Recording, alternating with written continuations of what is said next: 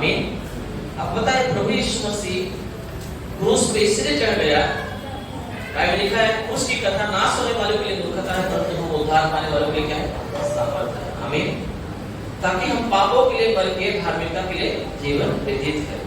धर्मी होना बहुत ही जरूरी है, बाइबल बताती है। आमीन। हेलो।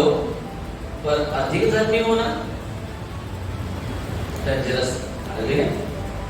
बहुत सारे लोग बहुत ज्यादा धर्मी हो जाते हैं, तो समझ आ रहे हैं, बहुत ज्यादा ही धर्मी हो जाते हैं। हालेलुया। धर्मी होना जरूरी है क्योंकि यीशु मसीह हमें धर्मी बनाने के लिए आया है, ताकि हम पापों से छूट के धार्मिकता का जीवन व्यतीत करें। हालेलुया। पर धर्मी होना जरूरी है क्योंकि धर्मी होने के लिए प्रभु हमारे जीवन में हमको चुना है और हमारे लिए कुछ जान दिया है, परंतु अधिक धर्मी होना क्या है? डेंजरस, खतरनाक। हालेलुया। खतरनाक। तो आजकल वह पता है कलीसिया में आते हैं लोग, प्रभु उन्हें चाहता है कि वो धर्मी बने। क्या बने? धर्मी बने। आमीन।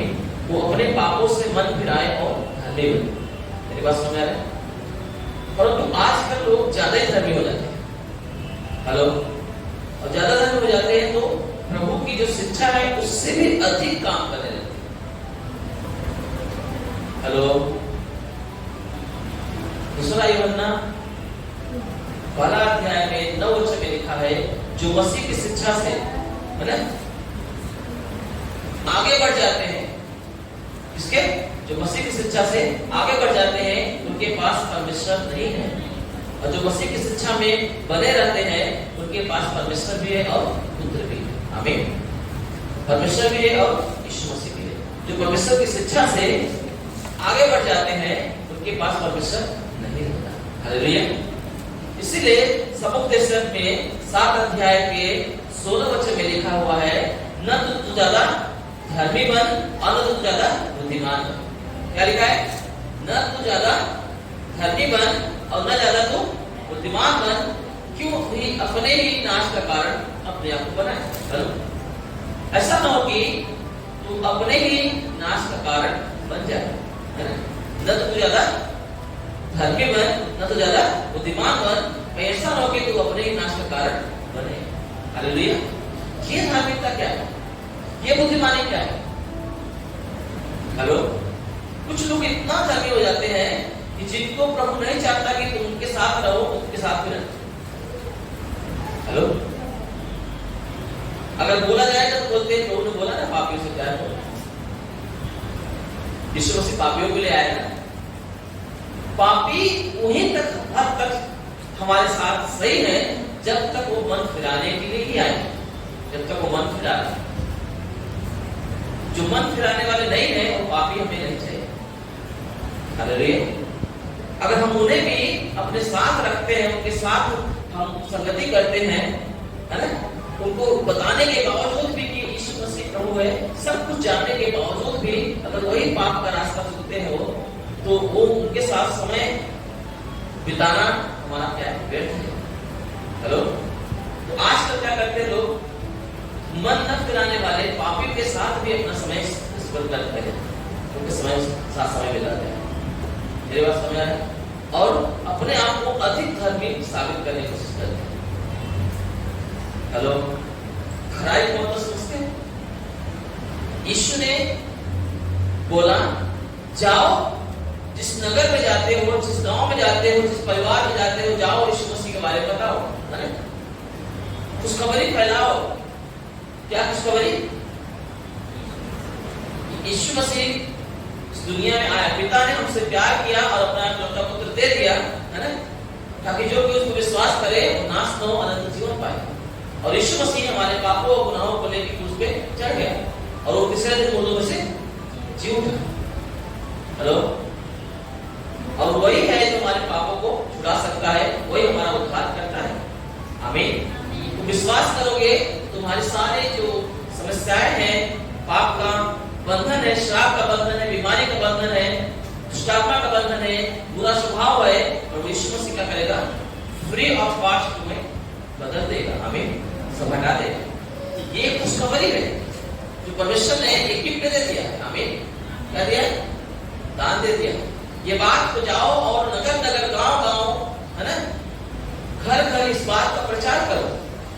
जो तुम्हारी बातें ग्रहण करे, हेलो, जो तुम्हारी बातें ग्रहण करे उन्हें एक कलीसिया नियुक्त करो। उस कलीसिया में देह में उनको एक अंग होके वो साटे जाए। हमें अगर जो विश्वास ना करे, है ना, उन्हें छोड़ो वहां से। उस नगर में की जो धूल की मिट्टी है तुम्हारे पैरों लगी है, धूल मिट्टी उसे भी झाड़ डालो और उन्हें बताओ, हेलो, कि तुम्हारे लिए उद्धारकर्ता जन्मा है पर तुमने उसे ग्रहण नहीं किया। तुम्हारे नगर की, तुम्हारे घर की धूल भी मेरे पैरों में नहीं चाहिए, साफ नहीं चाहिए, है ना, हालेलुया। तुम्हारे नगर की मिट्टी जो धूल है वो भी मैं नहीं ले सकता, मेरे साथ नहीं रह सकता। और यहाँ पे तो पूरा पूरा जीवन ही हम साफ लेके चलते हैं। जो पापी लोग मन नहीं फिराते हैं, जो ग्रहण नहीं करते हैं, उन्हें जो है अपने साथ लेके चलते हैं। मेरी बात समझ आ रहा है? और अपने आप को अधिक धर्मी साबित करने की कोशिश करते हैं। लिखा है अधिक धर्मी मत बन के तू अपने नाश का कारण हो जाए, न तो ज्यादा बुद्धिमान कर। मेरी बात समझ आ रहा है? एक पापी व्यक्ति वहीं तक सही है जब तक वो मन फिराना चाहता है। हालेलुया। यीशु मसीह पापियों को प्यार करता है। मेरी बात समझ आ रहा है? परंतु आजकल इंसान इतना धर्मी हो जाता है कि वो प्रभु की बातों को भूल के, है ना, नजरअंदाज कर देता है। उससे भी बढ़ जाता है, शिक्षाओं से भी बढ़ जाता है। बाइबल लिखा ऐसे लोगों को न तो नमस्कार करो न तो घर में आने दो। हेलो, ऐसे व्यक्ति को जो ऐसी शिक्षा देता है वो शिक्षा नहीं देता है जो मैंने तुम्हें सिखाया है। अगर ऐसी शिक्षा लेके आता है तुम्हारे साथ रहता है, ऐसे व्यक्ति को सहायता करो। अब मुझे बताओ, अगर कलीसिया में ऐसा व्यक्ति है तो कलीसिया दूषित नहीं होगी? इसलिए बाइबल लिखा है कि तुम ध्यान से देखो कि कहीं ऐसा हो कि तुम्हारे बीच में कोई ऐसी कड़वी जड़ निकले, फूट निकले और बहुतों को अशुद्ध कर दे। इब्रानी किताब 12 अध्याय में लिखा है। तुम ध्यान से जांचते रहो, देखते रहो कि ऐसा हो कि ऐसी कड़वी जड़ निकले जिससे बहुत सारे लोग अशुद्ध हो जाए। हेलो, अगर ऐसे व्यक्ति को अगर मैं न डांटूं, न उनको उनसे अलग हूं, तो कैसे जो है कलीसिया में आशीष आएगा? मेरी बात समझ रहा है भाई? है ना, जो मसीह की शिक्षा से भी आगे बढ़ जाते हैं। लिखा है न तो नमस्कार करो न तो तुम अपने घर में उन्हें आने दो। और आज क्या करते हैं, कुछ थोड़े से स्वार्थ के लिए और बोलते हैं यीशु मसीह मानता हूं, यीशु मसीह पापियों से प्यार करता है और उनके साथ लिखते रहते हैं, सटे रहते हैं। अरे तुमको अगर आत्मिक ही हो, धर्मी हो तो धार्मिकता को बढ़ाओ। आमीन। आमोस की किताब में लिखा हुआ है 5:24 में लिखा है, न्याय को नदी के समान और धार्मिकता को महानद के समान बहने दो। आमीन। न्याय को जीवन है। अगर आपको जीवन चाहिए, धार्मिकता में बने रहना है, तो आपको वचनों में बने रहना है। आप हर समस्याओं पर, हर बुराइयों पर जय पाना चाहते हो तो वचन में बने रहो, क्योंकि परमेश्वर का वचन प्रबल है। आमीन। सबसे ताकतवर है जो आपको जय देता है, जयवंत का जीवन देता है। और उस बोलता है जो परमेश्वर मुझे सामर्थ देता है, उस सामर्थ से मैं सब कुछ कर सकता। हमें मसीह यीशु के परमेश्वर ने जयवंत से बढ़कर बनाया है। तुम नई सृष्टि हो, तुम्हारा पुराना जीवन बीच कभी नहीं देगा। हेलो, पापी का हमारे साथ में रहना उतना ही तक जरूरी है जहां तक वो मन फिराए, जहां तक वो नई सृष्टि बनने के लिए अपने आप को दे, है ना। तुच्छता जीवन मत जियो, कुछ संसारिक जीवन और कुछ आत्मिक जीवन। यीशु ने क्या बोला? नया कपड़ा पुराने कपड़े में लगा के सिला नहीं जाता, है ना, नहीं तो कपड़ा खींच जाएगा, फट जाएगा। नया क्या करेगा? पुराने को खींच लेगा। और जिस चीज को बनाओगे वो बना नहीं रहेगा, है ना। ऐसे ही नया दाखरस पुराने दाखरस में डाल के मस्कों में नहीं भरते। मस्कों में पुराना दाखरस है और नया दाखरस फट जाती है, बॉटल क्या हो जाता है, टूट जाता है। हेलो, ऐसे पुराना जीवन और नया जीवन मसीह में नहीं चल सकता। मेरी बात समझ आ रहा है? सुने ना,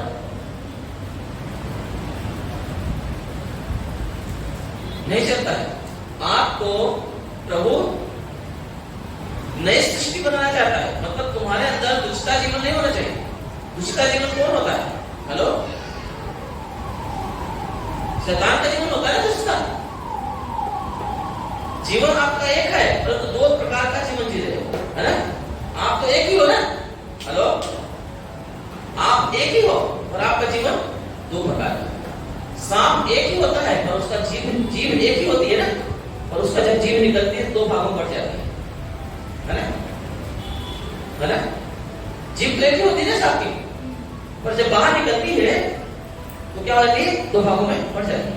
ऐसे तुम एक ही हो तो तुम्हारा जीवन क्या हो जाता है, दो भागों में बढ़ जाता है। इसको बोलते हैं दूसरा जीवन। हेलो, है ना? Am I right? इसको क्या बोलते हैं, दूसरा जीवन। मतलब तुम संसारी जीवन भी अपनाना चाहते हो और मसीह के तौर तरीके अपनाना चाहते हो, ये अच्छा नहीं है। इसे क्या बोलते हैं, मसीह की शिक्षा से भी आगे बढ़ जाना। हेलो, अपना दिमाग लगा। ऐसा व्यक्ति के पास यीशु नहीं रहता, पिता भी नहीं रहता और पुत्र भी नहीं रहता, है ना? ऐसे व्यक्तियों को क्या किया जाए बताओ? बाइबल सीधा बताती है कि ऐसे लोगों को नमस्कार करो, न तो तुम हेलो उन्हें अपने घर में आने दो। अब मैं नया नियम की बात बता रहा हूं, नया नियम की बात बता रहा हूं। ऐसे लोगों को न तो घर में आने दो, न तो उनको नमस्कार करो। अब मुझे बताओ क्या करें ऐसे लोगों को? हम उन्हें लेकर चलेंगे। हमारी दोस्ती, हमारी आपकी दोस्ती वहीं तक सीमित है जब तक तुम मन फिराने के लिए खुद को देने के तैयार नहीं हो। हमने आपको समाचार सुना है ना? हेलो, हमने आपको क्या किया, समाचार सुनाया। अगर आप नहीं सुनते हो तो मिट्टी ढालो और झाड़ो और निकल जाओ। उन व्यक्तियों को सुनाओ जो अभी तक नहीं जानते, जो यीशु को अभी तक समझ नहीं पाए, ऐसे लोग को समझाओ। और जो समझ गए हैं, लिखा है जिन्होंने विश्वास किया है, जिन्होंने उस ज्योति को अपनाया है, परमेश्वर के स्वर्गीय वरदानों का स्वाद चख चुके हैं, पवित्र आत्मा के साथ सहभागी हो चुके हैं, अगर ऐसे व्यक्ति भटक जाए तो उसे फिर से नया बनाना अनहोना है। क्या लिखा है, अनहोना है। ऐसे व्यक्तियों के पीछे मत जाओ, उन्हें नया बनाना क्या है,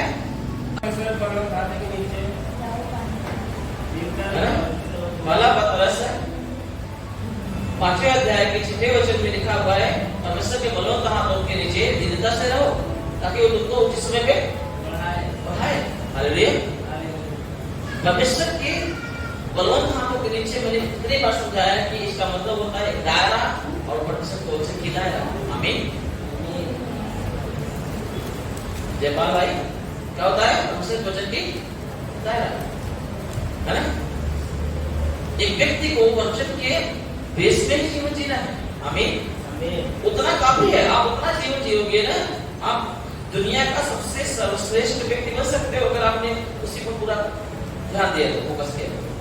आप परमेश्वर के बड़े बड़े काम करने के योग्य ठहर सकते हो। आमीन। परंतु कुछ व्यक्ति क्या करते हैं, परमेश्वर के, है ना, वचनों से भी आगे बढ़ जाते हैं। तो ऐसा व्यक्ति प्रभु में स्थिर नहीं रहता। आमीन। ऐसा व्यक्ति प्रभु में स्थिर नहीं रहता। ऐसे दुष्टा जीवन प्रभु नहीं चाहता। मेरी बात समझ आ रहा है आपको? प्रभु चाहता कि हम पवित्र बने, हम धर्मी बने, धार्मिकता को क्या करो, महानत के समान पहने दो, है ना? धार्मिकता को पहनना जरूरी है। हालेलुया। परंतु परमेश्वर ने धार्मिकता को पहनने का तरीका दिया है ना? बोला है जब तक आपको पता है, उलाऊ पुत्र के बारे में कितने लोग पता है? एक पिता के 2 पुत्र थे ना,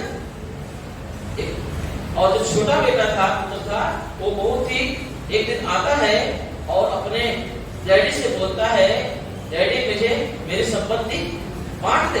वो बोलता है, पिता मेरी संपत्ति मुझे दे दे। पिता ने उनको समझाया होगा और नहीं समझा। पिता ने क्या किया, उसका जो हिस्सा था उसे बांट दिया, दे दिया। और लिखा है कि उसने अपनी सारी संपत्ति बेच के पैसा कलेक्ट किया और दूर देश को चला गया। हेलो, है ना? और वहां पे अपनी सारी संपत्ति मौज मस्ती में गलत चीजों में उड़ा दिया, और जिस देश में वो गया था उस देश में अकाल पड़ा और पूरा कंगाल हो गया। यहाँ तक कि उसे कोई भी काम पर भी नहीं रखता था। हेलो, अकाल पड़ा और वो नौकरी ढूंढने लगा पैसे के लिए, जरूरतों के लिए, खाने के लिए, तो काम पे भी कोई नहीं रखता। एक व्यक्ति ने उसे सुअर चराने का काम दिया, परंतु काम तो दिया परंतु पगार नहीं दे रहा है। हेलो, खाना भी नहीं दे रहा है, केवल तुम्हें आना सकता है बस। जो फलिया सुअर खाते थे वही खा के जीवन व्यतीत कर रहा था। हेलो, उसके बाद जब ये सब चीजें देखा और फिर उसे पिता के बारे में याद आई, पिता की याद आई। हेलो, अब फिर सोचता है कि मेरे पिता के यहाँ कितने नौकर हैं जिन्हें भरपूर पेट खाना मिलता है और पगार ऊपर से मिलती है। हेलो, पगार भी मिलती है और भर पेट के खाना मिलता है। इसलिए मैं पिता के पास जाऊंगा और मैं बोलूंगा, पिताजी मैंने तेरे विरोध में और परमेश्वर के विरोध में क्या किया है? पाप किया है, अपराध किया है। मैं इस योग्य नहीं रहूं कि मैं तेरा बेटा कहलाऊं, इसलिए मुझे एक नौकर के रूप में रख दे।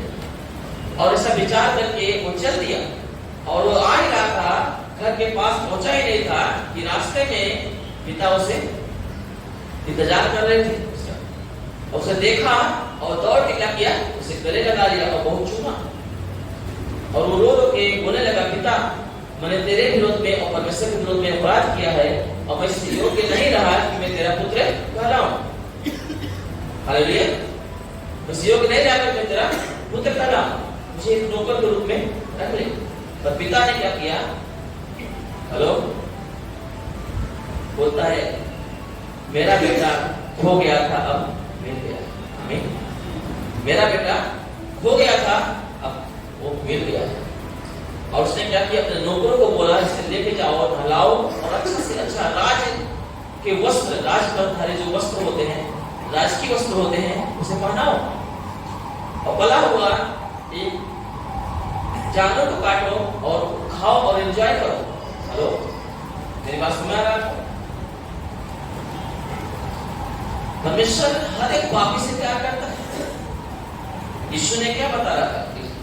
ये बता रहा था कि ऐसे पिता हमारा इंतजार करता है, उन पापियों का इंतजार करता है ना, कि वो मन फिराए और उसके पास आए, और उसके पास आए, मन फिराए हुआ आए, ऐसे ना आए। हेलो, यीशु मसीह के पास मन फिरा हुआ के पापियों की जरूरत है, जो मन फिराना चाहते हैं। हालेलुया, ऐसे पापियों की जरूरत नहीं है जो आके अपनी मनमानी करे और मन न फिराए। बोलता है ऐसे लोगों के साथ नमस्कार करो तो तुमको खाना खा घर में आने दो, उनके साथ संगति करो। अगर ऐसा व्यक्ति है तो उसके नजरों के भी धूल झाड़ो और आगे बढ़ो। हालेलुया, जो परमेश्वर के इस सुसमाचार की बातों को, इतनी प्रेम की बातों को एक्सेप्ट ना करे, ग्रहण ना करे, उसकी वैल्यू ना रखे। मेरी बात समझ आ रहा है? ऐसा परंतु आजकल अलग ही चल रहा है। यीशु ने क्या बोला? मैं तुम्हारे घर के दरवाजे को खटखटा रहा हूं। क्या बोला है? तुम्हारे मैं घर के दरवाजे को खटखटा रहा हूं, जो कोई अपना दरवाजा खोलेगा तो उसके भीतर आऊंगा, उसके साथ खाना खाऊंगा। हालेलुया। इसका मतलब है जो व्यक्ति, पौलुस बोलता है कि कुरिन्थियों किताब में कि मानो परमेश्वर हमारे द्वारा विनती करता है, आमीन, हमारे द्वारा उन तक पहुंचता है, उनके दरवाजे को खटखटाता है। जब हम लोग किसी को समाचार करते हैं, किसी नगर में जाते हैं, किसी घर में जाते हैं, उनका दरवाजा खटखटाते हैं, उनको आवाज देते हैं, उनको बुलाते हैं, तो हम नहीं बुला रहे, तो यीशु मसीह बुला रहा है। आमीन। अगर वो अपने जीवन का दरवाजा, अपने घर का दरवाजा खुला करते हैं, प्रभु यीशु मसीह उनके जीवन में आता है। आमीन। ऐसे व्यक्तियों का जीवन में प्रभु कलीसिया में वेलकम करता है, स्वागत करता है। ऐसे व्यक्तियों को स्वागत नहीं करता है जो मन न फिराए। हालेलुया, मेरी बात समझ आ रहा है? हेलो, तो ऐसे बनो जैसा यीशु मसीह आपको बनाना चाहता है।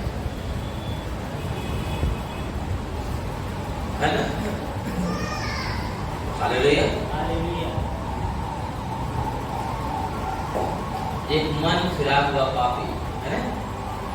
मन हुआ आप इसलिए हो, ये वर्ड है बाइबल में नहीं? मन फिरा हुआ एक पापी जो मन फिरा है वो उद्धार पाएगा। आमीन। वो पापी है पर मन फिरा हुआ है। हालेलुया। ऐसा पापी जिसने मन फिराया हो। उड़ाऊ पुत्र जो था वो पापी था और मन फिराया उसने। आमीन। तब उसके डैडी ने क्या किया, उसे अपनाया। उसका डैडी जो है उस रास्ते से रोज इंतजार करता था, कब मेरा बेटा वापस आएगा, कब मेरा बेटा। उसे पता था जिस रास्ते में चल रहा है वो रास्ता उसके लिए ठोकर का है, नाश का है, विजेती का है, कंगाली का है। अगर वो इस बात को सोचेगा कि मैं गलत किया, वो आएगा तो मैं मिलूं। हालेलुया। मैं उसे मिलूं, वो भटकना नहीं चाहिए। हालेलुया। प्रभु ऐसे पापियों को ढूंढ रहा है जो मन फिराने को तैयार है ना। ऐसे पापियों को नहीं ढूंढ रहा है जो मन नहीं फिराना चाहिए। ऐसा सारी दुनिया पापी है। हालेलुया। हेलो। तो कलीसिया में वही व्यक्ति आएगा जो मन फिराता है, जो चाहता है कि मैं पापों से छुटकारा पाऊं। आमीन। उड़ाऊ पुत्र ने अपनी गलतियों को मान के वहां से निकला। पता है, पहले उसने मन में इस बात को निश्चय किया। भाई बताती है कि उसने पहले निश्चय किया कि मैं मेरे पिता के पास जाऊंगा। हेलो। उसके पास जाऊंगा, मैं मेरे पिता के पास जाऊंगा। अब उससे खुल के बात करूंगा। क्या बात करूंगा? मैं परमेश्वर के विरोध में और तेरे विरोध में पाप किया है ना। मैं इस योग्य नहीं रहा कि मैं तेरा संतान कहलाऊं, पुत्र कहलाऊं, है ना। एक ऐसा पापी, एक ऐसा व्यक्ति जो पापी हो, जो पहले ही मन में पश्चाताप करे, मुझे बदलना है। हेलो। मुझे बदलना है, मैं पापी हूं, मुझे पापों से छुटकारा चाहिए, मुझे उद्धार चाहिए। ऐसे व्यक्तियों को कलीसिया में जरूर, ऐसे व्यक्ति को प्रभु बुलाता है। आमीन। ऐसे व्यक्ति को कलीसिया में रह के पाप करते रहो, ऐसा व्यक्ति को नहीं चाहिए। तो बोलता ऐसे व्यक्ति जो है कलीसिया में अशुद्धता का कारण बन रहे और भी लोगों को बिगाड़ने का कारण है। खुद तो बिगड़े हुए हैं और को भी बिगाड़ रहे हैं। खुद तो सही जीवन नहीं जिएंगे, आत्मिक जीवन, और दूसरे को उनको देख दूसरा बिगड़ता है। तुम अगर पुराने विश्वासी कहलाते हो, तुम कलीसिया के में आके तुम्हारा तौर तरीका अच्छा नहीं रहेगा, तो जो नया व्यक्ति आएगा वो बिगड़ जाएगा। तुम कलीसिया में आके सोओगे, नया व्यक्ति क्या सीखेगा बताओ? नया व्यक्ति कैसे आप बनोगे, करते उसका आदर्श। हेलो। कैसे व्यक्ति ने प्रभु तुमको चुना है? या कलीसिया में सो। हेलो। यीशु ने बोला जो झाड़ फल नहीं लाता उसे मैं काट डालूंगा, ये बोला ना। बाइबल में 3 प्रकार के झाड़ों के बारे में बताया मनुष्य को तुलना किया है। एक न फल लाने वाला झाड़, एक बुरा फल लाने वाला झाड़ और एक अच्छा फल लाने वाला झाड़।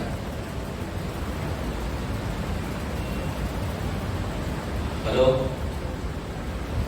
लूका की किताब में लिखा हुआ है, यीशु मसीह एक उदाहरण बताता है।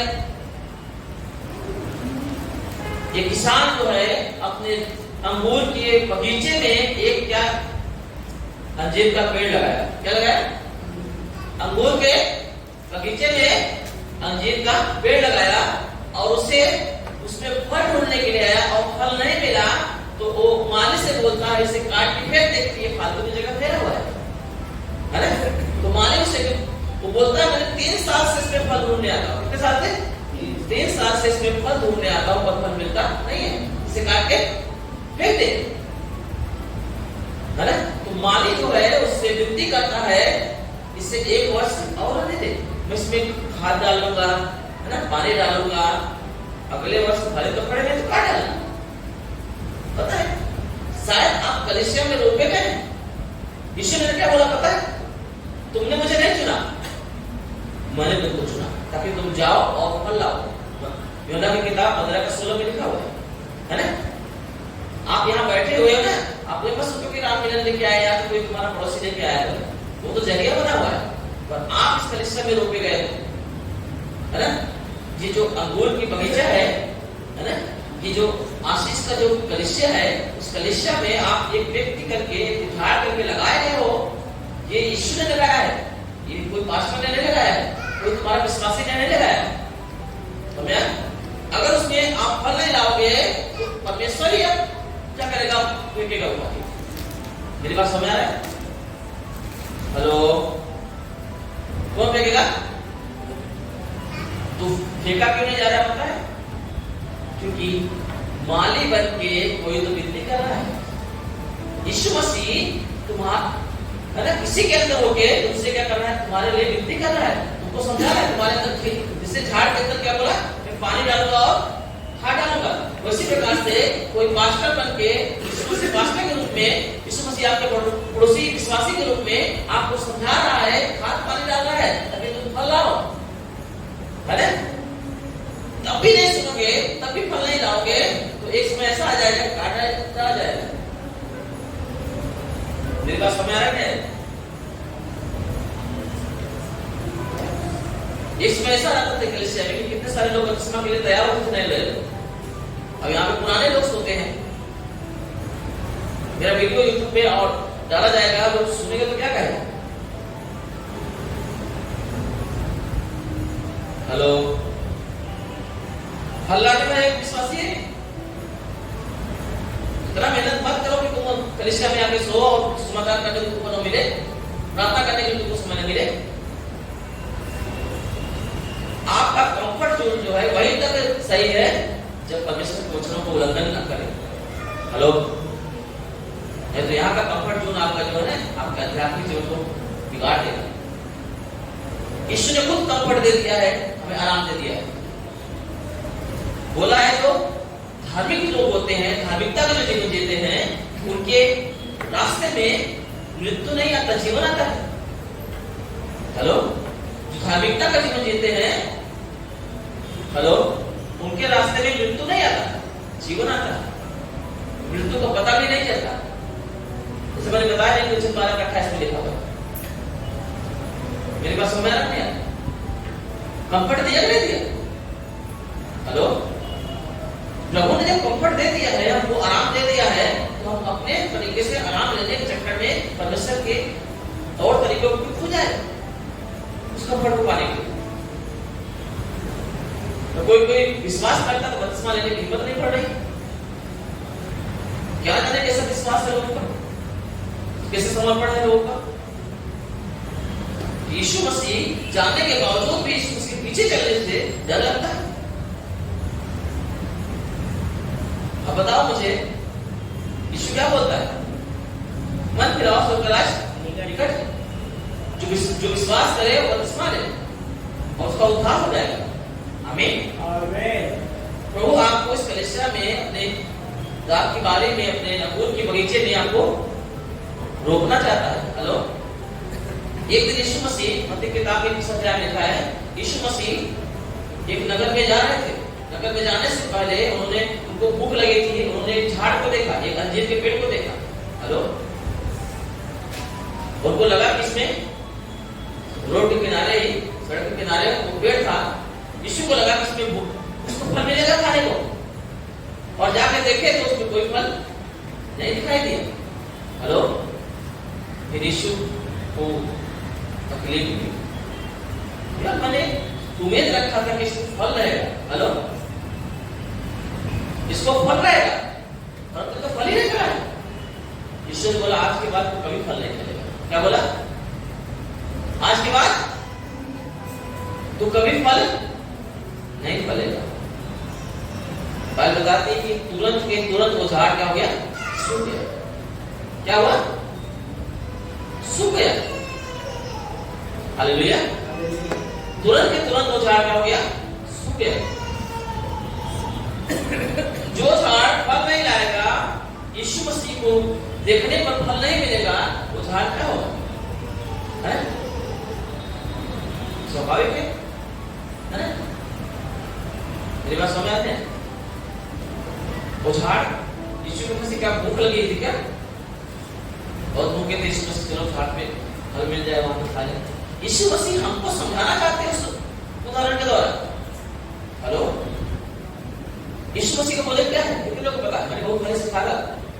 यीशु भोजन क्या है? कहां लिखा है? यीशु मसीह का भोजन क्या है? किशन भाई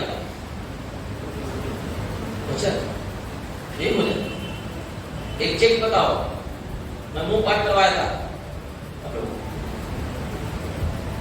यूहन्ना की किताब 4 अध्याय का 34 वचन में लिखा है, जब यीशु मसीह उस कुएं के पास गए थे जहां पर सामने स्त्री पानी भर रही थी और चेले लोग भोजन लेने के लिए बाजार में गए थे। वहां पे जब वो लोग आए हैं तो देखे तो एक स्त्री से बात कर रहा है और वहां आने के बाद जो है यीशु मसीह जब इनको सावरी स्त्री गांव वालों को लेके आई है ना, हेलो, तो वो वचन प्रचार करने में बिजी होने वाला था। चेले लोगों ने क्या बोला, उसको भोजन के विषय में, खाने के विषय में बात कर रहे थे, अभी तक खाना नहीं खाया। हेलो, यीशु मसीह ने साफ साफ मना किया, मेरा भोजन ये नहीं है, मेरा भोजन यह है कि मैं मेरे भेजने वाले की इच्छा के अनुसार चलूं और उसके कामों को पूरा करूं। यूहन्ना 4:34 में लिखा हुआ है, मेरा भोजन यह है कि मैं मेरे भेजने वाले की इच्छा के अनुसार चलूं और उसके काम को पूरा करो। अब मुझे बताओ उसकी इच्छा क्या है? जयपाल भाई, प्रभु यीशु मसीह पिता की इच्छा क्या है? यीशु क्या बोलते, मेरा भोजन यह है कि मैं मेरे भेजने वाले को इच्छा के अनुसार चलूं, उसके कामों को पूरा करूं। पिता क्या चाहता है? हेलो, उसका काम क्या है? सबसे प्रथम प्रभु चाहता है कोई नाश न हो, हर एक व्यक्ति का उद्धार। क्या चाहता है? कोई भी व्यक्ति नाश न हो परंतु हर एक व्यक्ति क्या उद्धार पाए। अब मुझे बताओ, अगर आपके आसपास जो उद्धार पाए हुए नहीं हैं, अगर हम उनको ना बताएं, उनको समाचार ना करें, तो क्या हम काम कर रहे हैं? हम भोजन में, अपने भोजन वस्तु में लिप्त हो जाएं और अपने कंफर्ट जोन को ढूंढने लगे और हमारे आसपास के लोग नाश होते रहे, तो क्या हम उसकी इच्छा को पूरा कर रहे हैं? यही पता है, उसका भोजन यही है कि परमेश्वर की इच्छा के अनुसार चले, उसका कामों को पूरा करे। और इसीलिए प्रभु बोलता है जाके उस तरफ फैलाओ। वो झाड़ जो रोपा गया है कलीसिया में, है ना, वो झाड़ जो है, वो व्यक्ति जो कलीसिया में जोड़ा गया है, परमेश्वर ने चुनाव किया है और फल लाने के लिए, क्या लाने के लिए? फल लाने के लिए। इतना याद रखना, जिसका मैं नाम ले रहा हूँ सो ही रहे, सोते हुए बातें हैं, तभी मैं बोलता हूँ। आंख तो बंद रहती है, दूसरे को धर्म तो खराब हो रहा है, दूसरा व्यक्ति तो सोता हुआ दिखेगा ना। बाइबल लिखा है तुम आदर्श बनो। क्या बनो? आदर्श बनो। हालेलुया। क्या बनो? आदर्श बनो। मसीह की शिक्षा के अनुसार जीवन तुम्हारा रहना चाहिए, खराई रहना चाहिए। धार्मिक व्यक्ति परमेश्वर के वचनों के हिसाब से धार्मिक रह सकता है। आमीन। धार्मिकता को मेंटेन कैसे कर पाओगे? यीशु ने अपने मृत्यु के द्वारा हमें धार्मिक बनाया, हमारे पापों को अपने ऊपर ले लिया, हमें धार्मिकता का जीवन दिया। और उस धार्मिकता को लेकर चलने के लिए हमें परमेश्वर ने क्या दिया है? वचन दिए। आमीन। हेलो, आपको धार्मिकता में बने रहने के लिए प्रभु के वचनों को अनुसार करना पड़ेगा, है ना? इसकी शिक्षा से आगे नहीं बढ़ना है, उसमें बने रहना है, बने रहना जरूरी है। आमीन। हेलो, समझ रहे हैं? बंधो रहो उसमें, यही प्रभु चाहता है। तो क्या प्रभु झाड़ के विषय बात कर रहा है कि एक विश्वासी के विषय बात कर रहा है? इसके विषय बात कर रहा है, एक विश्वासी के विषय बात कर रहा है। आप कैसे भी हो, अगर आपके आसपास कोई यीशु को नहीं जानता है सही से, आप वो नाश हो रहा है, आपका काम है उसे यीशु मसीह के बारे में बताना। मैंने बहुत पहले एक गवाही सुना था, बहुत पुरानी गवाही है, मैंने एक कलीसिया में कई बार इसका जिक्र भी किया। ये बॉम्बे में कहीं की घटना है, उल्लासनगर के कहीं आसपास की घटना है, बहुत पहले पुरानी घटना। दो व्यक्ति सुसमाचार करने के लिए रोड पे निकले। कहां पे? रोड पे, कलीसिया से निकले। और एक भाई जो है ऑटो स्टैंड पे गए, दोनों ऑटो स्टैंड पे गए, और एक भाई उसमें से एक व्यक्ति को सुसमाचार करने के लिए जा रहे थे, तो दूसरा उसे रोक लिया। अब क्या बोला पता है? तो जिसे सुसमाचार करने जा रहा है वो ऑटो ड्राइवर है, और और वो यहाँ का दादा है। हेलो, क्या है? गुंडा है। जितना ऑटो चलते हैं उसका ये सरदार है, वो बहुत दुष्ट है। हेलो, क्या बोला? वो दुष्ट है। मेरे पास समझ आ रहा है? बिना वजह के लोगों को मारता है, कितना दुष्ट है। और जब वो मारने लगता है उसके साथ पूरे जो है ऑटो चलाने वाले मंडली पूरा एक हो जाते हैं, इसीलिए उसका कोई भी सामना नहीं कर पाता। वो भाई क्या बोलता पता है? कोई भी होने दो, पर पापी तो है। कौन है वो? पापी है। और प्रभु पापियों को मन फिराने के लिए, बुलाने के लिए आया है। वो नहीं चाहता कि कोई नाश हो, वो चाहता कि हर एक का क्या हो? उद्धार हो। इसलिए मैं जाऊंगा, बहुत करेगा, मुझे मारेगा, हाथ तोड़ देगा, मुंह फोड़ेगा। यीशु ने बोला है कि शरीर को खाल कर सकते हैं, करते हैं, उससे मत डरो, और उसी से डरो जो तुम्हारे शरीर और आत्मा दोनों को नरक में नाश कर सकता है। और ये वचन बोल के वो चला गया और उसे यीशु मसीह बारे में बताने लगा, और वो ध्यान से सुन रहा था। हेलो, जब उसे बताने लगा तो ध्यान सुन रहा था। 10 से 15 मिनट बराबर जो है बात किया, 15-20 मिनट, और सुनता गया, कुछ भी नहीं बोला। हेलो, उसके बाद बोलता है कि तुम इधर ही रुको। हेलो, इधर से जाने का नहीं। और उसने सब ऑटो ड्राइवर जितने भी ऑटो चला रहे थे सबको इकट्ठा करना शुरू कर दिया। और जैसे इकट्ठा करने लगा, अब इसको डर लग गया, अब तो मेरा धुलाई पक्का। हेलो, जो बताया था वो भाई, वो तो भाग गया, अब मैं अकेला बचा। अब ये तो मुझे मारने वाला है क्योंकि सबको इकट्ठा कर रहा है और मेरा बराबर धुलाई होने वाली है। देखते देखते जो है थोड़े समय में 50-60 जो है ड्राइवर्स, ऑटो ड्राइवर्स, उससे भी अधिक संख्या में वहां इकट्ठा हो गए। और फिर उससे आके बोलता है, और ये थक कांपने लगा। हेलो, अब तो मुझे मार पक्का लगेगा, थक कांपने लगा। और फिर वो बोलता है, जो बातें तूने मुझे बताया वही बातें इन्हें भी बता, क्योंकि जो बातें तूने मुझे बताया मुझे इतना अच्छा लगा और मैं अपने से इन्हें बता नहीं सकता। हेलो किशन भाई, अपने से मैं उन्हें बता नहीं सकता। हेलो, और वो बातें उनको भी बताना शुरू किया। पता है वहां पे एक बड़ी मंडली यीशु पर भरोसा किया, विश्वास किया। आप जब तक अपने कंफर्ट जोन से बाहर नहीं निकलोगे तब तक आप परमेश्वर के कामों को नहीं देख पाओगे, अपने जीवन के फल को नहीं देख पाओगे। आप डरते रहोगे, परमेश्वर की इच्छा को पूरा नहीं कर पाओगे। जो उसका भोजन है जिसको ढूंढने के लिए आता है वो आपके अंदर नहीं पाएगा। हेलो, यीशु का भोजन यही है कि उसकी भेजने वाले की इच्छा के अनुसार चले और उसके कामों को पूरा करे। और वही इच्छा, वही भोजन जो अपने अंदर है ना, अपने द्वारा करके दिखाना चाहता है, वही भोजन हमारे अंदर होता है। एक झाड़ लगाए हुए झाड़ के अंदर होता है। आमीन। अगर वो झाड़ जिसको परमेश्वर ने लगाया हुआ है कलीसिया में, अगर वो झाड़ ऐसा फल न लाए, ऐसे काम ना करे, तो ऐसे झाड़ को कलीसिया में रहने की क्या आवश्यकता है? हालेलुया। ऐसे झाड़ को कलीसिया में प्रभु नहीं रखेगा। मेरे पास समझ आ रहा है?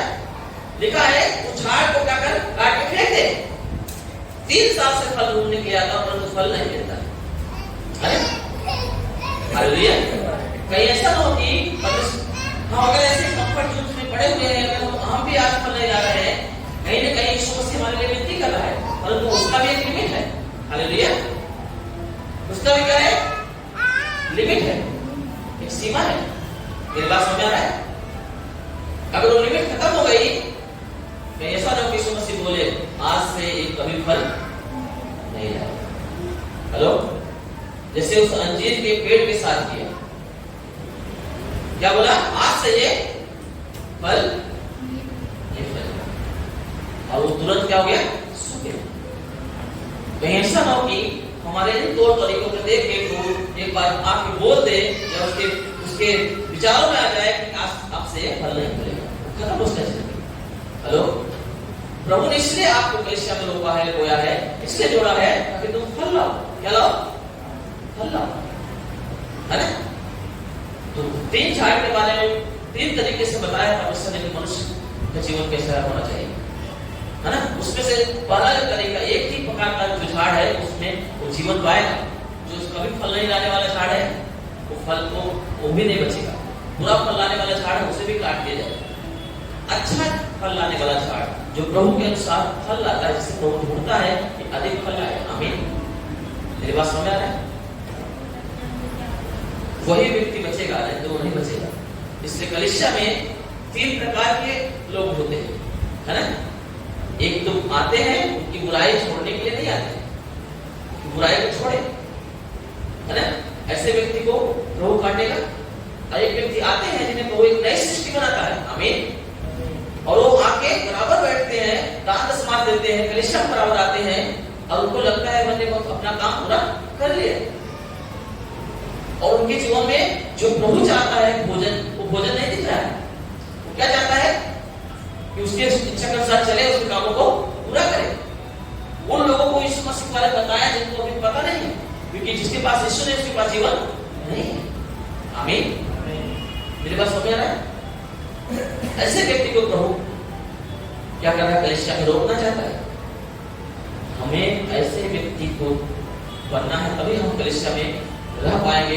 कलीसिया में कभी नंबर नहीं आएगा। आप पता है जीवन की किताब में नाम लिखे जाते हैं उन व्यक्तियों का जो प्रभु में उद्धार पाते हैं, आमीन। जो ऐसे कामों को त्याग देते हैं, नई सृष्टि बनने के लिए प्रभु हाथों में को दे देते हैं, एक मन फिराया और पापी बन के यीशु के हाथों में दे देते हैं, ताकि प्रभु यीशु मसीह उनके पापी के जीवन से हटा के धार्मिकता जीवन सौंप दे, आमीन। पर वो वही व्यक्ति होंगे जिन्होंने मन फिराते हैं, वही पापी होंगे। पापी नहीं होंगे, मन फिराए पापी होंगे। हालेलुया। प्रभु पापियों को नहीं, मन फिराने वाले पापियों को प्रभु अपने पास बुलाता है, आमीन। कभी कभी हम लोग नए लोगों के पास जाते हैं तो बोलते रहते हैं, सुनते नहीं, पर एक दिन क्या हो जाते हैं? सुन लेते हैं, आमीन। हेलो, वो हमने उनको नहीं बुलाया, प्रभु ने उन्हें तैयार कर दिया।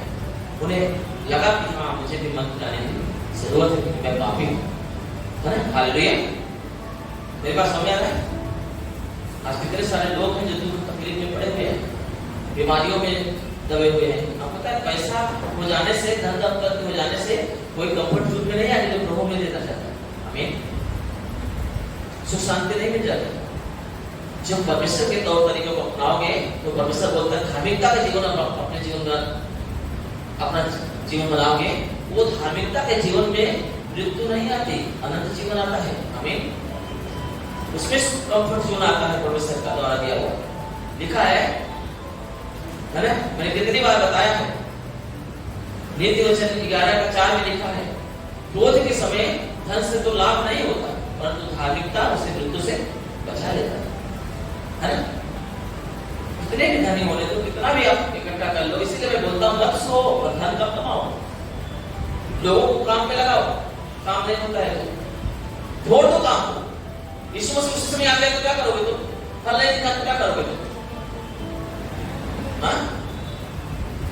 जब तक खरा जीवन नहीं जियोगे, खरे व्यक्ति आपके साथ नहीं जुड़ेंगे, क्योंकि जो भी जुड़ेंगे वो खरे नहीं बन पाएंगे, वो निकल जाएंगे। हेलो, आप खरे से रहोगे, आप प्रभु के हिसाब से चलोगे, धार्मिकता का जीवन जियोगे, तो जो आपके जीवन से जो धार्मिकता की नदी बह रही है, जो महानदी समान धार्मिकता में बहा रहे हो, उसके द्वारा कितने लोग उस बहाव में जीवन पाएंगे, आमीन। यही बात प्रभु बोलना चाहते हैं, धार्मिकता को बहने दो, आमीन। महानद के समान बहने दो, नाली के समान नहीं। हेलो, इकट्ठा बने नाली से बन रहे है ना, जिससे लोग शीशे भागते हैं। हमारे सामने कटक की नाली नहीं दिखनी चाहिए। धार्मिकता को महानद के समान बहने दो, आमीन। ओके, महानद के समान बहना चाहिए। हालेलुया। मेरी बात समझ आ रहा है आपको? हेलो, समझ आ रहा है ना? इसलिए आप क्या करो, अपने जीवन को कंफर्ट जोन से बाहर निकालो और प्रभु के कंफर्ट में लेके आओ, है ना? ठीक है। देखो, इस कलीसिया में प्रभु ऐसे ऐसे बंदों को खड़ा करेगा, ऐसे ऐसे लोगों को लेके आएगा जिन्हें हम सोच भी नहीं सकते थे, आमीन। सिर्फ इसी कलीसिया में नहीं है, अगर हर कलीसिया में अगर ऐसे बदलाव आएंगे ना, तो परमेश्वर ऐसे ऐसे लोग जोड़ेगा जिनके लिए वो पीछे पड़ते हैं ये आए, और वो कैसे आएंगे? आप धार्मिकता के जीवन में नहीं लेके जाओगे, धार्मिकता को बहाने दो ना, अपनी गलतियों को बहाने दोगे तो कहां से उसका उद्धार होगा? आप अपने अंदर की जो धार्मिकता, जो उन्होंने आपको धर्मी बनाया हो, धार्मिकता को महानव के समान बहाओगे तो वैसे लोग आएंगे। अगर आप अपनी कमियों को, गलतियों को अगर आप बहाओगे तो वो नहीं आएंगे। हालेलुया, है कि नहीं? लोग कलीसियाओं में अपने आप आके जुड़ते रहेंगे, आप बोलते जाओगे तो जुड़ते जाएंगे और लोगों का उद्धार होगा, प्रभु उनको खड़ा करेगा, उनको पापों से छुड़ाएगा। आमीन। मेरी बात समझ रहे हैं? आपका प्लानिंग, आपकी योजनाएं मत बनाओ, मसीह की शिक्षा से बाहर मत जाओ, उसके अंडर में रहो, है ना? आप ऐसे प्रतिबंध बनो जो दुष्टता जीवन जीता हो, है ना? एक वचन निकालो,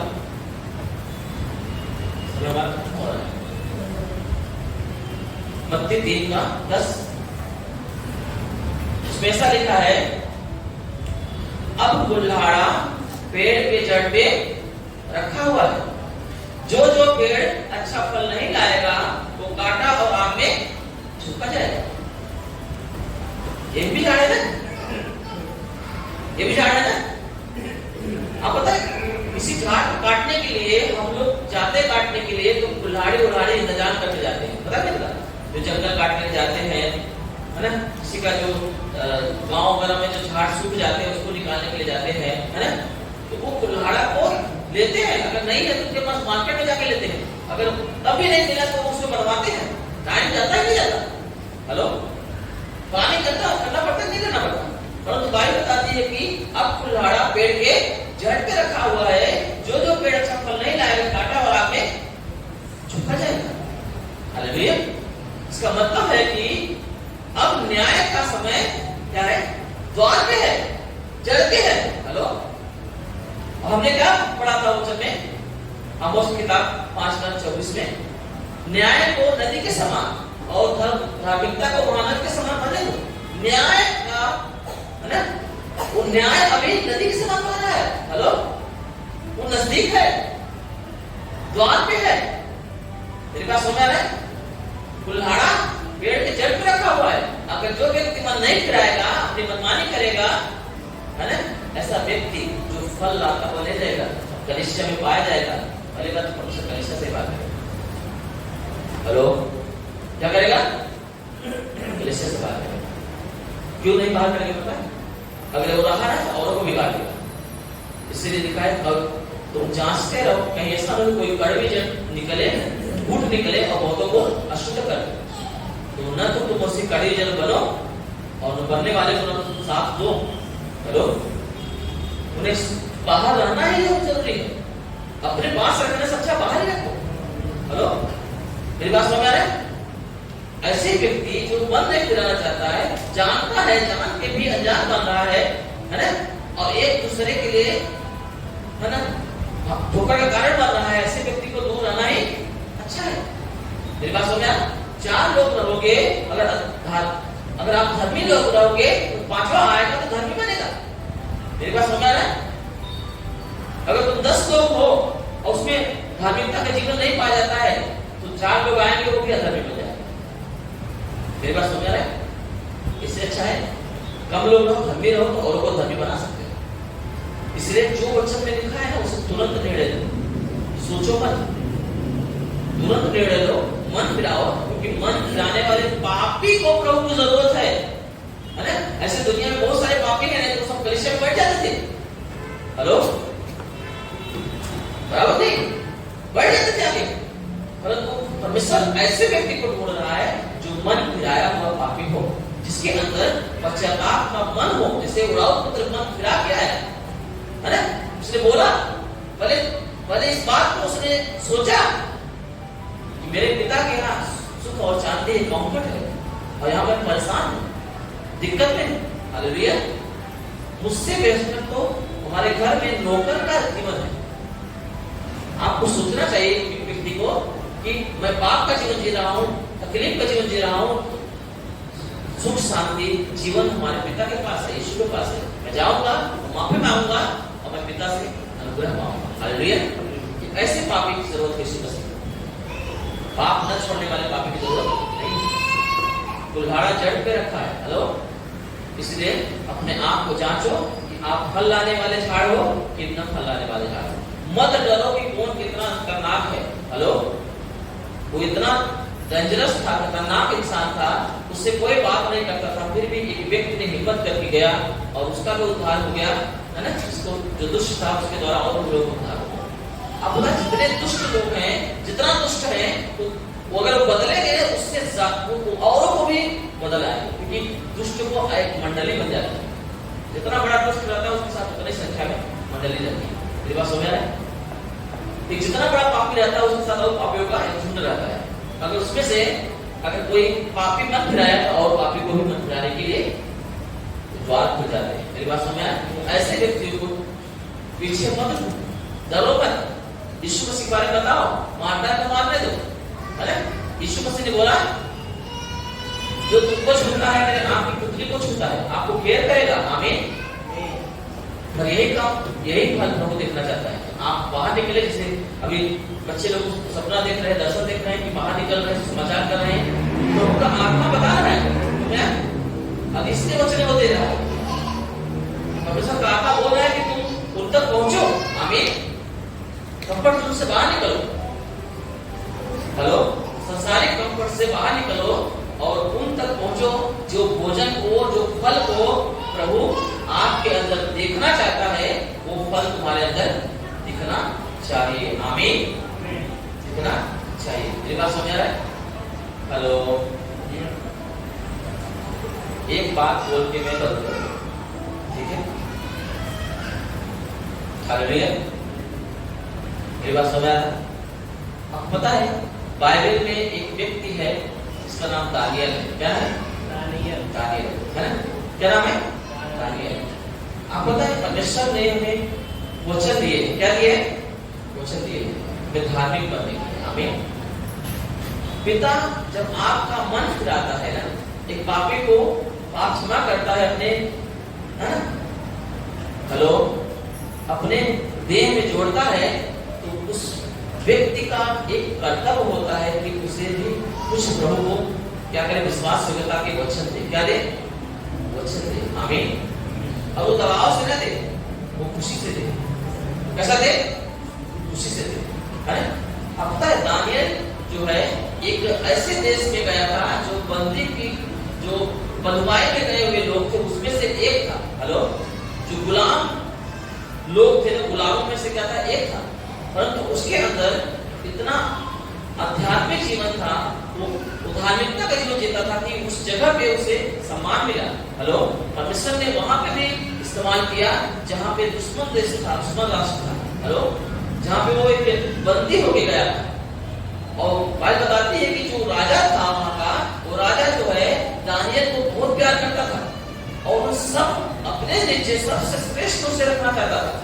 हेलो, हम देखते हैं कि उसमें जो है 120 अधिकारियों पर राजा बात कर रहा था कि 120 अधिकारी है, उन पर 3 व्यक्तियों को नियुक्त करे जो जिनका वो न्याय चुकाए। क्या करे? लेखा ले। क्या ले? लेखा ले। मेरी बात समझ आया? और उनमें से दानियल प्रथम था। हेलो, जब लोगों को पता चला कि दानियल एक गुलाम है और हम पर राज्य करेगा, तो उनको अच्छा नहीं लगा। मेरी बात समझ आया? हेलो, फिर दानियल को, मेरी बात समझ आया? दानियल को वो घात करने का प्लानिंग करने लगे। दानियल को घात करने का प्लानिंग करने लगे। मेरी बात समझ आया? परंतु उसके अंदर ऐसा कोई कमी नहीं पाया कि वो कोई भी राजद्रोह करे या किसी के प्रति उसके अंदर कोई भी गलती पाई जाए। जब कुछ कमी नहीं पाया, तब उन्होंने एक बात देखा कि दानियल एक ऐसा व्यक्ति है जिन्होंने परमेश्वर से प्रॉमिस किया है, कुछ भी हो जाए, मेरी जान तक भी चली जाए, तब भी मैं परमेश्वर को दिन में 3 टाइम समय दूंगा। कितने टाइम? 3 टाइम। मैंने कई बार जिक्र किया है। हेलो, है ना? ये वचन कौन दिया था?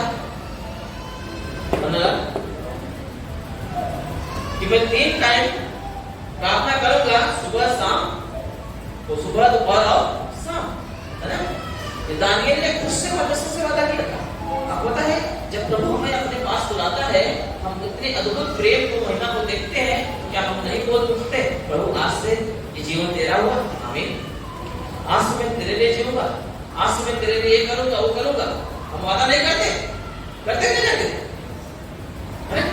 आप बताए उन वचनों को आप बोलते हो लेकिन प्रभु नहीं बोलता। मेरी बात समझ आया? वो वचनों को बहुत कीमत करता है प्रभु। मेरी बात समझ आया?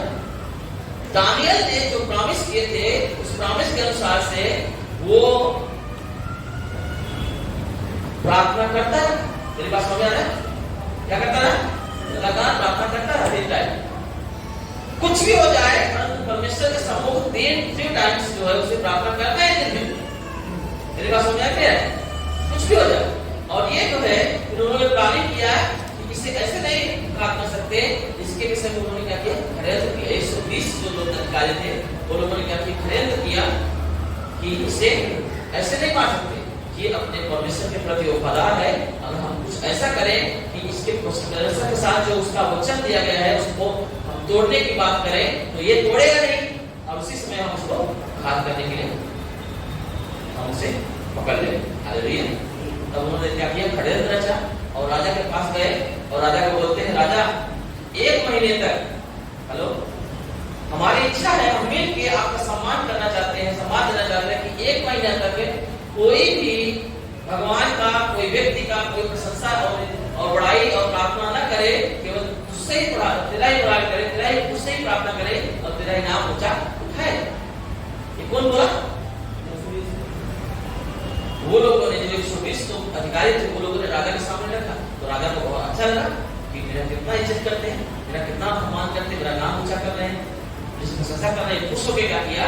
उसने 1 महीने के लिए ये मोहर डाल दी कि जो कोई 1 महीने तक इस बात का उल्लंघन करेगा कि मैं मुझे छोड़ के कोई किसी ईश्वर को का आराधना करेगा और उसकी बड़ाई करेगा, प्रार्थना करेगा, क्या होगा? भूखे शेरों की मान में डाल दिया जाएगा, है ना? ये बात जो है दानियल को तक पहुंची। पता है सबको? कुछ लोगों को पता है? हालेलुया। ये बात दानियल तक पहुंची, फिर भी दानियल ने क्या किया? प्रार्थना करना बंद नहीं किया। तो क्या बंद नहीं कर सकता था? ये तो परमेश्वर का वचन तो नहीं था ना? था क्या? हेलो, दानियल परमेश्वर बाकी कहीं लिखा है? लिखा है क्या? परमेश्वर ने आज्ञा दी तुमको 3 टाइम प्रार्थना करना है, लिखा है क्या? नहीं लिखा ना? ये दानियल ने खुद से किया था ना? वादा खुद से परमेश्वर को वादा दिया था ना? खुद वो वादा खुद से दिया था, वो तोड़ नहीं सकता था, परंतु वादा वो तोड़ा नहीं।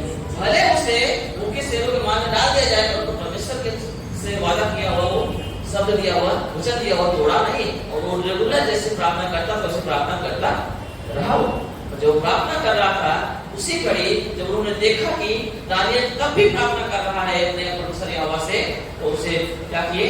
उसे पकड़ के ले गए और राजा के सामने पेश किए कि राजा, दानियल ऐसा करता हुआ पकड़ा गया और तेरे दिए गए वचन के द्वारा, है ना, आज्ञा के द्वारा ये भूखे शेरों की मान में जाने का अपराधी है। मेरे पास समय है? क्या ये दानियल को नहीं पता था? पता था। हालेलुया। पता था, फिर भी हो गया ना? परंतु राजा को तकलीफ हुआ, वो नहीं चाहता था कि दानियल शेरों को गुफा में मारने जाए, परंतु अपने दिए गए वचन के द्वारा कारण उसे विवश होकर उसे डालना ही पड़ा। परंतु राजा को रात भर नींद नहीं आई। सुबह होने से पहले भोर के ही राजा अपने महल से निकला और उस मार्ग पर गया जहां पे दानियल शेरों की गुफाओं में डाला गया था, और बाहर से चिल्ला के बोलता है, दानियल दानियल, क्या तेरा परमेश्वर यहोवा तुझे भूखे शेरों से बचाया? हालेलुया। दानियल अंदर से आवाज देता है, हाँ, मेरे परमेश्वर यहोवा ने अपने दूतों को, स्वर्गदूतों को भेज के शेरों का मुंह क्या किया? बंद कर दिया। आमीन। तुरंत राजा ने क्या किया? उसकी आवाज सुनते ही सैनिकों को आज्ञा दिया और उसे उस गुफे में से, उस माल में से दानियल को निकाला गया। हेलो। और फिर राजा को क्रोध आया, जिन्होंने षड्यंत्र करके दानियल को मारने की प्लानिंग की थी। बाइबल बताती है कि जितने भी लोग षड्यंत्र किए थे, अब हम देखते हैं 120 लोग थे, बोलते हैं उनको जो है उनके परिवार सहित जो है आज्ञा दिया कि ये सब जो है भूखे शेरों के मान में डाले जाए। लिखा है कि उन्हें वो फेंकते थे भूखे शेरों के मान में, वो नीचे गिरने ही नहीं पाते थे कि वो शेर उसे पकड़ लेते थे और उसके हड्डी तक चबा लेते थे, इतना भूखे थे। सोचो कितना लोग को फेंका गया था, और इतना लोग को फेंका गया था, अगर हड्डी तक नहीं बचा तो सोचो कितने शेर होंगे। हेलो, आसमान में भूखे शेर कितने होंगे? और एक भी शेर की हिम्मत नहीं पड़ी कि दानियल के ऊपर हमला करे। आता है आप जो परमेश्वर के साथ वादा करते हो, वचन देते हो, क्या मामले समझते हो क्या? मामले नहीं है, आपको दिए गए वचन जो आपने परमेश्वर को दिया है उसे पूरा करो। परमेश्वर देखो ऐसे अद्भुत काम करेगा ना कि आप सोच के नहीं सकते। आमीन, आमीन, हालेलुया। तो हमें भी परमेश्वर के दिए वचन जो हम देते हैं उसे पूरा करना है। आमीन। सदर मिस्र का आवेदनों लोगों ने भट्टी में जल गए, परंतु परमेश्वर यहोवा के विरोध में नहीं गए, उस आग में से उन्होंने बचाया। दानियल ने अपने परमेश्वर नहीं बोला तो तुमको मुझे समय दो, परंतु फिर भी उसने अपनी इच्छा से परमेश्वर को समय दिया था, परमेश्वर ने फिर भी उसे बचाया। आमीन। शत्रु सामने नाश हुए, मेरी बात समझ आ रहा है? परंतु हम नए नियम में देखते हैं हनन्याह सफीरा उन्होंने वचन दिया और पूरा नहीं किया, वो क्या हो गए? ढेर हो गए। हेलो, मेरी बात समझ आए? आपको मैंने कहानी बता चुका। हेलो, इसलिए बाइबल के वचन जो आपको धर्मी ठहराते हैं, धार्मिकता में लेके चलते हैं, है ना? आमीन। जो आपको धार्मिकता में ले चलते हैं, जो आपको परमेश्वर के फलों को लाने के लिए मदद करते हैं, और आपके दिए गए प्रभु के वचन पता है कि आपके लिए अद्भुत आशीष और जीवन का कारण है। इसलिए इनको कभी मत भूलो और इसके अनुसार अपने जीवन को ढालो। अपने आप को बंद करेंगे, सब झुकाएंगे, प्रार्थना करेंगे। Thank you, Jesus. Hallelujah. प्रियो, ये वचन प्रभु की ओर से बाइबल बताती है, यीशु बोलते हैं इसके काम को सुन ले कि आत्मा कलीसिया से क्या बातें कर रहा है। कलीसिया से बातें कर रहा है, वो अन्य जाति से बातें नहीं कर रहा है। इसे परमेश्वर ने चुना है और अपने आंगनों में उन्हें रोपा है, अपने देह में उन्हें साटने का, सटे रहने का अधिकार दिया उन्हें। ऐसे व्यक्ति से बात कर रहे हो, तुम ऐसे झाड़ के समान रोपे गए हो जो फल लाने के लिए रखा गया है।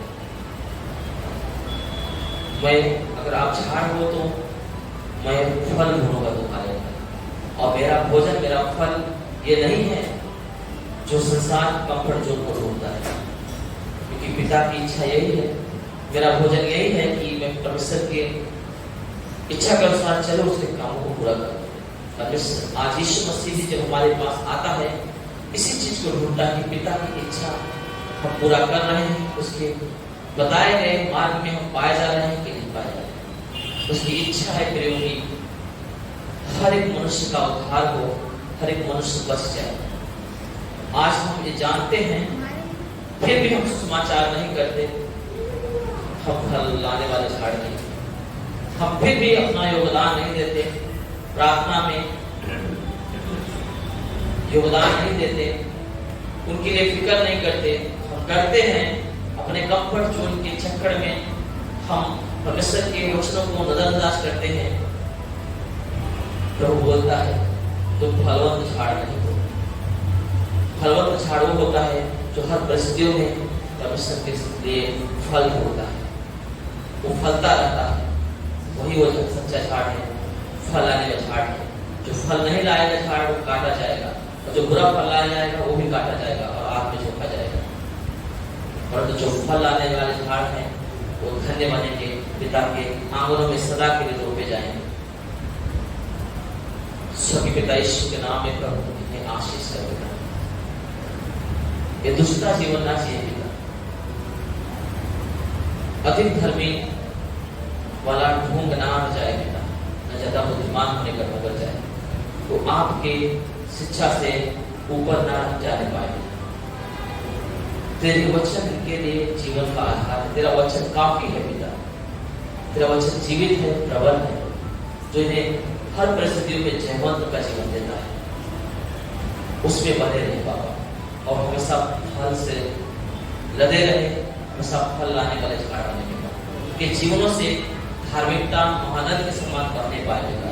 ऐसे मेरी प्रार्थना पिता, इस कलिसिया को और मुझे सुनने वाले जो यूट्यूबर्स लोग हैं, जो यूट्यूब पे मुझे देखने वाले लोग हैं, उनको भी प्रभु तेरे हाथ में देता हूँ। हर एक को प्रभु तू तेरे आंगनों में रोक पिता, हर एक को तू फलों से भर दे पिता, उन्हें आशीष का पिता की प्रभु जो तेरी इच्छा है वही उनकी जरूरत पूरी होने का पिता। वो संसारिक कंफर्ट जोन में ना जाए पिता, परंतु जो आपके द्वारा दिया गया कंफर्ट है, धार्मिकता का जो जीवन का कंफर्ट है पिता, उसमें वो बने रहे सदा। ऐसा अनुग्रह पाए यीशु के नाम में मांगते हैं, आमीन।